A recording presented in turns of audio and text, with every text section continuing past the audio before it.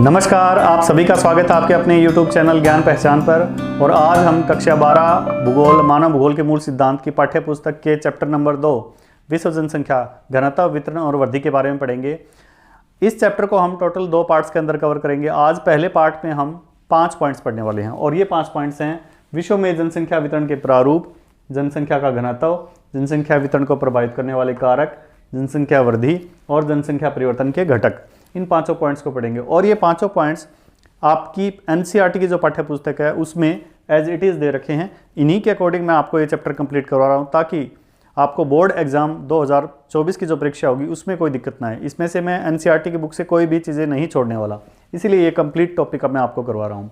तो चलिए हम बात करते हैं विश्व जनसंख्या क्या, विश्व में जनसंख्या के वितरण के प्रारूप की।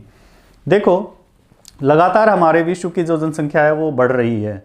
अब ये बढ़ने का कारण अलग अलग हो सकता है, उसके बारे में भी बात करेंगे। लेकिन अगर मैं ये बात करूं वर्तमान में विश्व में सबसे अधिक जनसंख्या किस देश की है तो आप मुझे कमेंट करके बताइएगा।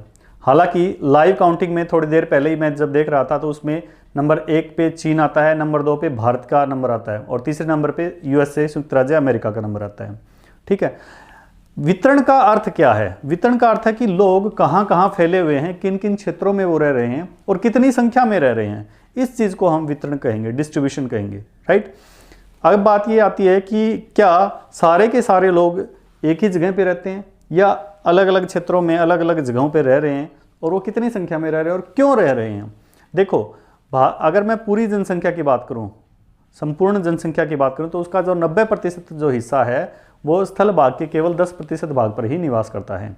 ठीक है, यानी एक कम क्षेत्र पर बहुत ज़्यादा जनसंख्या निवास कर रही है। इसी को हम वितरण का प्रारूप कहते हैं। ठीक है, अगर आपको सभी बच्चों को ध्यान हो, आपने कभी ग्लोब में ये चीज़ें देखी हो कि 0 डिग्री की जो अक्षांश रेखा है और यहाँ पे 90 डिग्री अक्षांश रेखा जो होती है, 90 डिग्री जो उत्तरी और दक्षिणी जो ध्रुव होता है और 0 डिग्री भूमध्य रेखा विषुवत रेखा जो होती है। यहाँ अगर मैं आपसे पूछता हूँ कि निम्नलिखित में से किस क्षेत्र पर जनसंख्या सबसे कम पाई जाएगी, सबसे कम, तो आपका आंसर आएगा 90 डिग्री, यानी उत्तरी ध्रुव और दक्षिणी ध्रुव पर जनसंख्या कम पाई जाती है। इसके अलावा जो मध्य अक्षांश होते हैं वहाँ पर जनसंख्या सबसे ज़्यादा पाई जाती है। इसका रीज़न ये रहता है कि वहाँ पे उनको रहने के लिए अनुकूल परिस्थितियाँ मिल जाती हैं, पर्याप्त खाने के लिए सुविधाएँ मिल जाती हैं और अपने उद्योग धंधे या फिर कार्य क्रियाकलाप जो है उनको करने के लिए उनको उचित अवसर प्रदान हो जाता है। तो इसलिए मध्य अक्षांशों के अंतर्गत जनसंख्या सबसे सघन पाई जाती है। अगर मैं क्षेत्रों की बात करूं तो सबसे कम सघन जनसंख्या, सबसे कम घनत्व वाले जो क्षेत्र आते हैं नंबर 1 पॉइंट उसमें आता है, फिर मध्यम जनघनत्व वाले क्षेत्र आते हैं, फिर उच्च जनघनत्व वाले क्षेत्र आते हैं। अगर मैं विरल घनत्व या सबसे कम अति न्यून घनत्व वाले क्षेत्रों की बात करता हूँ तो आप इसमें ऑब्वियसली 90 डिग्री की बात लिख सकते हो। देखो, जैसे जैसे 0 हमसे 90 की तरफ जाते हैं तो पहले जनसंख्या बढ़ती जाएगी, फिर 90 के आसपास रहते रहते वो जनसंख्या कम होने लग जाती है। ठीक है, तो आपको ध्यान रखना है इस बात का। जब भी पेपर में आता है कि विश्व में जनसंख्या वितरण के प्रारूप का वर्णन करो तो आपको इसमें मानचित्र के द्वारा प्रदर्शित करना है, ग्लोब के द्वारा भी बता देना है कि भाई मध्य अक्षांशों में जनसंख्या सबसे ज़्यादा निवास करती है और 90 डिग्री ध्रुवों के आसपास जनसंख्या कम निवास करती है। ये आप इसमें लिख सकते हो और साथ में विश्व के जो 10 देश हैं सर्वाधिक जनसंख्या के मामले में उनकी सूची बना के आप लिख सकते हैं। ये आता है पहले पॉइंट के अंतर्गत। ठीक है, नाउ नंबर 2, जनसंख्या का घनत्व। इस बात नंबर 2 पॉइंट के बारे में बात करें, जनसंख्या के घनत्व का क्या अर्थ होता है भाई? तो आपको ध्यान रखना है, प्रति इकाई वर्ग किलोमीटर में क्षेत्र में रहने वाले लोगों की संख्या को जनघनत्व या जनसंख्या का घनत्व करते हैं। 1 इकाई वर्ग किलोमीटर क्षेत्रफल पर रहने वाले लोगों की संख्या को हम जनसंख्या घनत्व कहते हैं। ये आपको परिभाषा याद रखनी है। अब इस जन घनत्व में या जनसंख्या घनत्व को आप कैसे लिख सकते हैं? सूत्र के द्वारा आपको यहाँ पे दिख रहा होगा, जनसंख्या का घनत्व बराबर जनसंख्या, कुल जनसंख्या बटे कुल क्षेत्रफल। जैसे एक क्षेत्र है उसकी कुल जनसंख्या जो है वो 1 लाख है, ठीक है, और इसका क्षेत्रफल जो है वो 1000 है। अब क्षेत्रफल जो होगा वो याद रखना है स्क्वायर के अंतर्गत होता है। तो इसका जनघनत्व कितना हुआ? तो आप यहां पे देखिए इसका जनघनत्व कितना हुआ, 100 व्यक्ति प्रति वर्ग किलोमीटर। इसकी इकाई होगी प्रति वर्ग किलोमीटर। तो आप किसी भी क्षेत्र का जनघनत्व निकालने के लिए क्या करोगे, कुल जनसंख्या को क्षेत्रफल से भाग दे देते हैं तो जनसंख्या घनत्व निकल आता है। ठीक है, अब 2 क्वेश्चन आपको मैं बता रहा हूं, आपको कमेंट करके मुझे जवाब देना है कि भारत का 2011 के आंकड़ों के अनुसार, जनसंख्या के 2011 के आंकड़ों के अनुसार कुल क्षेत्रफल कितना है, ये आपको क्षेत्रफल कितना है और भारत का जनसंख्या घनत्व कितना है, दोनों क्वेश्चन आपको कमेंट करके मुझे बताने हैं। ठीक है, तो ये होता है जनघनत्व। नेक्स्ट, तीसरे हम पॉइंट की तरफ बढ़ते हैं। इसमें आता है जनसंख्या वितरण को प्रभावित करने वाले कारक कौन कौन से हैं। तो देखिए, जनसंख्या वितरण के प्रभावित करने वाले कारकों में हम 3 कारकों को शामिल कर रहे हैं। नंबर 1 भौगोलिक कारक, नंबर 2 आर्थिक कारक, नंबर 3 सामाजिक एवं सांस्कृतिक कारक। इसको आप अलग अलग भी लिख सकते हो, सामाजिक कारक और राजनीतिक कारक, इस तरह पॉइंट्स बढ़ा सकते हो, क्योंकि पेपर में आपका जो बड़ा क्वेश्चन जो आएगा उसमें आपको लेंथ बनाना पड़ेगा इसकी। ठीक है, और लेंथ ही जब आप क्वेश्चन को बनाओगे तो पॉइंट्स को बढ़ा के लिखोगे। ठीक है, एक बात और भाई, भूगोल के विद्यार्थी होने के नाते आपका दायित्व बनता है कि आप जो भी क्वेश्चन लिखो उसको पॉइंट्स में लिखो। और पॉइंट्स जैसे मान लिया आपने लिखा यहाँ पे भौगोलिक कारक, ज्योग्राफिकल फैक्टर्स, तो आपको इंग्लिश में भी ये पॉइंट्स लिख के और फिर नीचे अंडरलाइन करके अगली लाइन से ये आपके आंसर शीट में, बोर्ड की परीक्षा में आंसर शीट में ये आंसर इस तरह लिखना पड़ेगा। इसको ध्यान रखिएगा, ये आपके मार्किंग के मैं आपको पॉइंट्स बता रहा हूँ।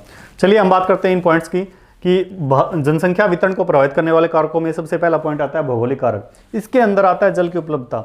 आप ये बताइए कि क्या मनुष्य उन क्षेत्रों में निवास करेगा जहाँ पे जल हो ही ना हो, पानी की व्यवस्था ना हो? बिल्कुल भी नहीं। तो सबसे ज़्यादा जनसंख्या वहाँ पे, या सघन जनसंख्या आपको वहाँ उस क्षेत्र में मिलेगी जहाँ पर जल की उपलब्धता ज़्यादा होगी। ठीक है, नेक्स्ट आता है भू आकृति। भू आकृति के अंदर अगर मैं बात करता हूँ तो आप देखिएगा समतल मैदानों पर लोग ज़्यादा रहना पसंद करते हैं, ना कि पर्वतीय पहाड़ी क्षेत्रों पर। आप गंगा का, मध्य गंगा का जो मैदान है उसका जो निचला जो क्षेत्र है, या मैं आपसे कहूँ उत्तर भारत का जो विशाल मैदान है, वहाँ पर भारत की सबसे अधिक जनसंख्या निवास करती है। तो आप ऐसे भी ये समझ सकते हैं कि समतल मैदान पर ज़्यादा लोग रहना पसंद करते हैं। क्यों? क्योंकि उसका रीज़न ये होता है कि उनको खेती करने के लिए समतल ज़मीन मिल जाती है, भूमि मिल जाती है, और अपने उद्योग धंधे स्थापित करने के लिए भी उनको समतल भूमि की आवश्यकता पड़ती है। तो इस प्रकार भू आकृति जिस प्रकार की होगी वहीं पर जनसंख्या का घनत्व या ज़्यादा जनसंख्या कम जनसंख्या का होना भू आकृति के ऊपर निर्भर करता है। कमेंट करके मुझे बताइएगा कि भारत में सन 2011 के आंकड़ों के अनुसार सबसे ज़्यादा जनसंख्या किस राज्य की है। तीसरा पॉइंट आता है जलवायु। आप ये देखिएगा, क्लाइमेटिक कंडीशंस मनुष्य के हर क्रियाकलाप के ऊपर प्रभाव डालती हैं, और यदि मनुष्य को अपने कार्य करने के लिए अनुकूल जलवायु परिस्थितियां नहीं मिलती, अपनी खेती करने के लिए अनुकूल जलवायु परिस्थितियां नहीं मिलती, तो क्या वह उस क्षेत्र में रहना पसंद करेगा? बिल्कुल भी नहीं। तो हमें मनुष्यों को क्या देखना पड़ता है कि जलवायु परिस्थितियां जो हैं वो अच्छी तरीके की होनी चाहिए, अनुकूल होनी चाहिए, ताकि वो कृषि कर सके, अपने उद्योग धंधे स्थापित कर सके और अन्य क्रियाकलापों को अंजाम दे सके। तो नेक्स्ट पॉइंट आता है अपना मृदा। देखो, मैं भारत का एग्जाम्पल इसमें लेके आपको बता रहा हूँ। भारत एक कृषि प्रधान देश है और कृषि के लिए मृदा का बहुत ही ज़्यादा महत्वपूर्ण माना गया है। तो आप ये बताइएगा कि जिन क्षेत्रों में मृदा उपजाऊ नहीं होगी वहाँ मनुष्य क्यों रहेगा भाई? तो उपजाऊ क्षेत्र या मृदा की प्रकृति अगर अच्छी होगी, पोषक तत्वों वाली मृदा होगी, तो वहाँ पे ज़्यादा जनसंख्या पाई जाएगी, सघन जनसंख्या पाई जाएगी। ये इसमें आपको लिखना है। ठीक है, नेक्स्ट आता है आर्थिक कारक, खनिज, नगरीकरण, औद्योगिकरण। ये 3 पॉइंट इसमें आप लिखने हैं। तो देखिए, तीनों पॉइंट्स का सार मैं आपको बताता हूँ। आप ये बताइए कि जहाँ पर खनिज पदार्थ ज़्यादा हैं वहाँ पे लोग ज़्यादा मिलेंगे, नहीं मिलेंगे?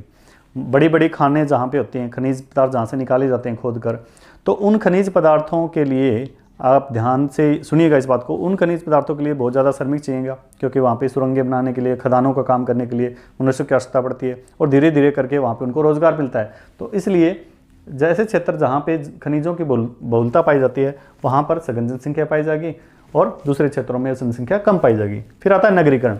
आप देखिए, लगातार जो जनसंख्या है वो नगरों की बढ़ती चली जा रही है।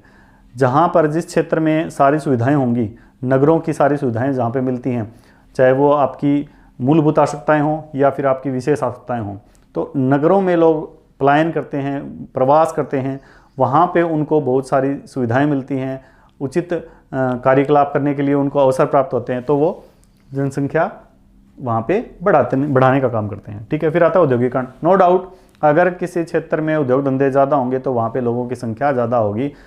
छोटा सा एग्जांपल बताता हूँ, सभी ने सुना होगा, गुड़गांव इंडस्ट्रियल एरिया आपने सुना होगा। ठीक है, हरियाणा के अंतर्गत ही है। तो वहाँ पे भी आप देख लो, औद्योगिकरण ज़्यादा होने के कारण वहाँ पे जनसंख्या ज़्यादा है।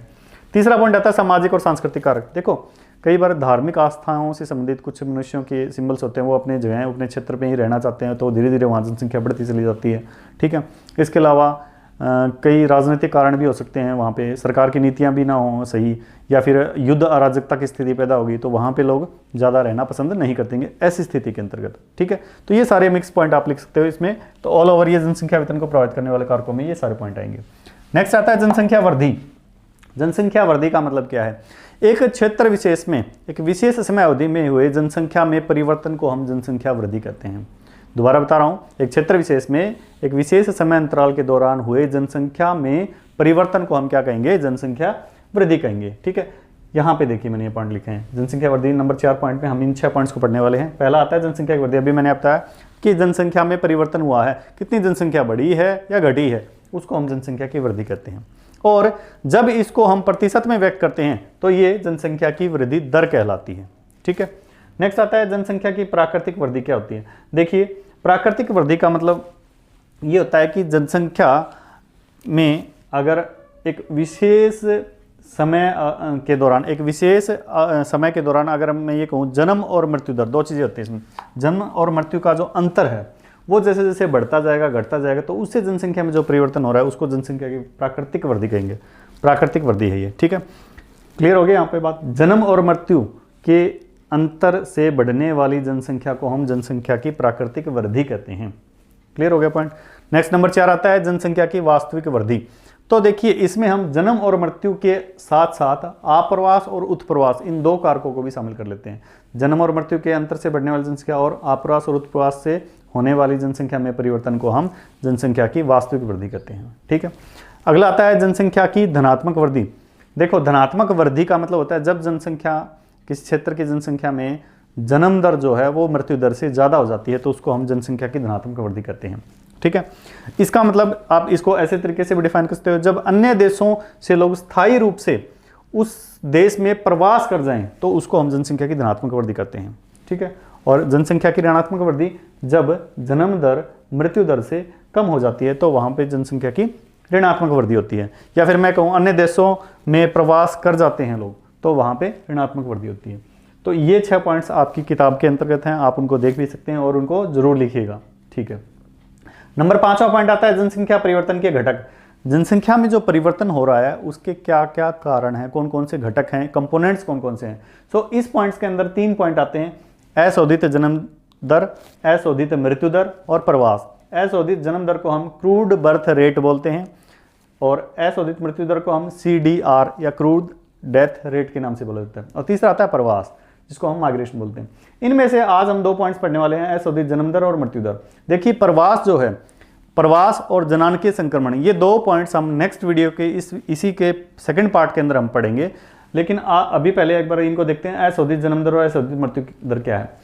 आप याद रखिएगा, प्रति 1000 महिलाओं के द्वारा जीवित जन्म दिए गए बच्चों की संख्या को हम अशोधित जन्म दर कहते हैं।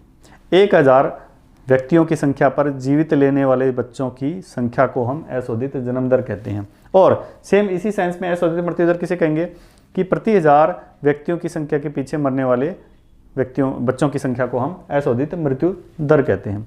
CBR और CDR दोनों इंपॉर्टेंट है, ये पेपर में जरूर पूछे जाते हैं आपसे किसी न किसी तरीके से, तो आप याद रखिएगा कि CBR एंड CDR दोनों चीजें। ठीक है, और तीसरा पॉइंट आता है प्रवास। प्रवास का मैं आपको बताता हूँ, प्रवास का मतलब होता है गमन कर जाना। आपके लिए अभी यहाँ पे क्वेश्चन मेरा ये है, कमेंट करके मुझे बताइएगा कि आप्रवास और उत्प्रवास से आप क्या समझते हैं। ठीक है, ये दोनों आप मुझे कमेंट करके बताइएगा।